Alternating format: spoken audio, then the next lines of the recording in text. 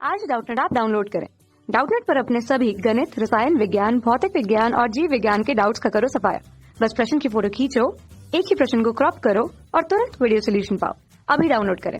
Hello दोस्तों, प्रश्न है किसी ट्रांसफार्मर की द्वितीयक कुंडली में प्रेरित प्रत्यावर्ती वोल्टेज उत्पन्न होने का मुख्य कारण है। ए है परिवर्ती विद्युत क्षेत्र, बी परिवर्ती चुंबकीय क्षेत्र, सी है प्राथमिक कुंडली के कंपन, डी है ट्रांसफार्मर की लोहे की क्रोड। तो आइए समझते हैं कि ट्रांसफार्मर की द्वितीयक कुंडली में प्रत्यावर्ती वोल्टेज कब और क्यों उत्पन्न होता है। तो आइए उसे समझने के लिए बना लेते हैं ट्रांसफार्मर का चित्र। तो यहाँ पर हमने बनाया है ट्रांसफार्मर का चित्र, जिसमें ट्रांसफार्मर के मुख्य भाग क्या क्या होते हैं। पहला होता है प्राथमिक कुंडली, जिसमें हम प्रत्यावर्ती वोल्टता आरोपित करते हैं, ठीक है। और दूसरा होता है द्वितीयक कुंडली, ठीक है, जिसमें क्या होता है प्रेरण के कारण यहाँ पर प्रत्यावर्ती वोल्टेज उत्पन्न हो जाता है। और तीसरा होता है ट्रांसफार्मर का क्रोड होता है, ठीक है, जिसको हम क्या बनाते हैं, पटलित बनाते हैं ताकि भंवर धारा को कम किया जा सके, ठीक है। अब देखते हैं कि इसका सिद्धांत क्या होता है। तो ट्रांसफार्मर के कार्य का सिद्धांत क्या होता है, अन्योन्य प्रेरण के सिद्धांत पर कार्य करता है, ठीक है। कौन से सिद्धांत पर, अन्योन्य प्रेरण के सिद्धांत पर। और ये क्या होता है, जब दो कुंडली को हम पास पास रखते हैं और यदि हम एक कुंडली में धारा को प्रवाहित करें और उस धारा को यदि हम परिवर्तित करते जाएं, ठीक है, तो उससे जो उत्पन्न होने वाली चुंबकीय क्षेत्र वो भी क्या होगा, परिवर्ती प्रकृति का होगा, ठीक है, जिसके कारण जो चुंबकीय फ्लक्स दूसरी कुंडली के साथ बद्ध होता है वो क्या होता है, वो भी परिवर्तित होता है। और हम जानते हैं कि जब कभी भी किसी चालक से बद्ध चुंबकीय फ्लक्स में परिवर्तन करते हैं तो क्या होता है, उसमें विद्युत वाहक बल उत्पन्न हो जाता है, ठीक है, जिसके कारण उसमें धारा प्रवाहित होने लगती है, ठीक है। और यहाँ पर जो धारामापी हमने जो लगाया उसमें विक्षेप दिखाने लगता है, ठीक है। फैराडे के नियम से हम जानते हैं कि जो विद्युत वाहक बल उत्पन्न होता है उसका परिमाण क्या होता है, माइनस एन, यदि फेरों की संख्या एन है तो क्या हो जाएगा, माइनस एन डी फाइव बटे डी टी, ठीक है। जहाँ पर ई क्या है, प्रेरित विद्युत वाहक बल, एन है फेरों की संख्या और डी फाइव बटे डी टी क्या है, समय के साथ चुंबकीय फ्लक्स में परिवर्तन, ठीक है। तो आइए देखते हैं चुंबकीय फ्लक्स में परिवर्तन कौन कौन सी स्थिति में हो सकता है, ठीक है। तो चुंबकीय फ्लक्स बराबर क्या होता है, फाई बराबर बी ए कॉस थीटा, ठीक है। तो चुंबकीय फ्लक्स हम परिवर्तन कैसे करेंगे, या तो चुंबकीय क्षेत्र की तीव्रता में परिवर्तन करेंगे, या तो चालक के क्षेत्रफल में क्या करेंगे, परिवर्तन करेंगे, या तो फिर जो थीटा है, थीटा क्या होता है, चुंबकीय क्षेत्र की तीव्रता की दिशा और जो चालक का अभिलंब है उन दोनों के बीच का जो कोण होता है वो होता है थीटा, ठीक है। तो हम इन तीनों में परिवर्तन करके क्या कर सकते हैं, चुंबकीय फ्लक्स में परिवर्तन कर सकते हैं, ठीक है। तो यहाँ पर देखते हैं जो ट्रांसफार्मर में कुंडली होता है वो क्या होता है, ये फिक्स होता है, मतलब स्थिर होता है, इसलिए इसके क्षेत्रफल में हम क्या कर सकते हैं, परिवर्तन नहीं कर सकते, ठीक है।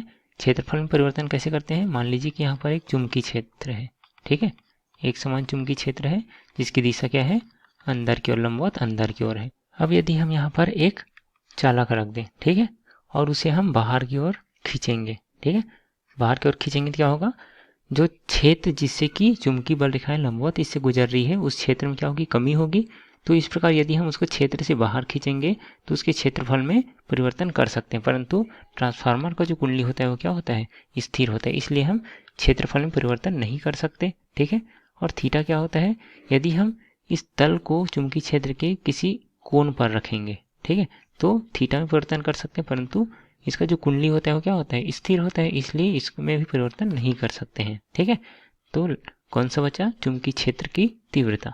तो यदि हम चुंबकीय क्षेत्र में परिवर्तन करें, ठीक है, तब क्या हो सकता है, चुंबकीय फ्लक्स में परिवर्तन हो सकता है, जिसके कारण अन्योन्य प्रेरण के कारण क्या होगा, द्वितीयक कुंडली में विद्युत वाहक बल उत्पन्न हो जाएगा, ठीक है। तो जब हम यहाँ पर परिवर्ती प्रकृति का क्या करते हैं, प्रत्यावर्ती धारा आरोपित करते हैं, ठीक है, कैसा होता है कला आरेख, ये होता है कुछ इस प्रकार से, मतलब पहले धनात्मक चक्र में क्या होता है, जो धारा है वह शून्य से अधिकतम होता है, अधिकतम से शून्य होता है, मतलब धनात्मक होता है। और द्वितीय चक्र में क्या होता है, शून्य से ऋणात्मक अधिकतम होता है, फिर से ऋणात्मक अधिकतम से शून्य की ओर जाता है, मतलब ये इसमें धारा जो है ऋणात्मक होती है। मतलब क्या होता है कि इसमें जो धारा है वो परिवर्ती प्रकृति का होता है, जिसके कारण इससे उत्पन्न होने वाली जो चुंबकीय फ्लक्स है वो भी क्या होता है, वो भी परिवर्ती प्रकृति का होता है, जिसके कारण यहाँ पर चुंबकीय फ्लक्स में परिवर्तन होने के कारण विद्युत वाहक बल उत्पन्न हो जाता है, ठीक है। तो ये देखते हैं कि कौन सा विकल्प सही होगा। परिवर्ती विद्युत क्षेत्र के कारण क्या होता है, प्रत्यावर्ती वोल्टेज उत्पन्न होता है क्या, तो परिवर्ती विद्युत क्षेत्र होता है, परंतु उसके लिए क्या होना चाहिए, द्वितीयक कुंडली में क्या होना चाहिए, चुंबकीय फ्लक्स में परिवर्तन होना चाहिए, ठीक है। विद्युत क्षेत्र यहाँ पर कहाँ पे परिवर्तन हो रहा है, प्राथमिक कुंडली में हो रहा है, परंतु द्वितीय कुंडली के पास क्या होना चाहिए, चुंबकीय फ्लक्स में परिवर्तन होना चाहिए, इसलिए ये विकल्प क्या हो जाएगा, गलत हो जाएगा।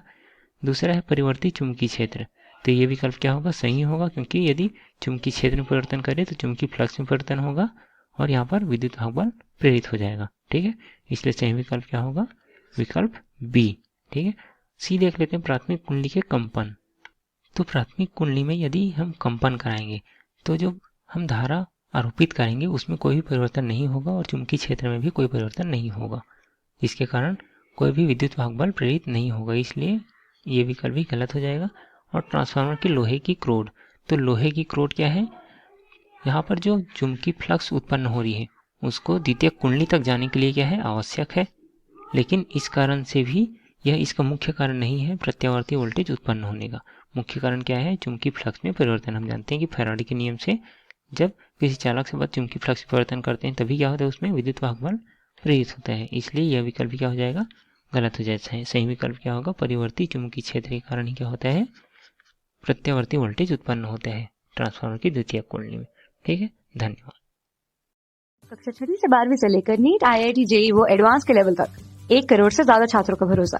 आज ही डाउनलोड करें डाउटनेट ऐप या व्हाट्सएप करें अपने सारे डाउट्स 8400 400 400 पर।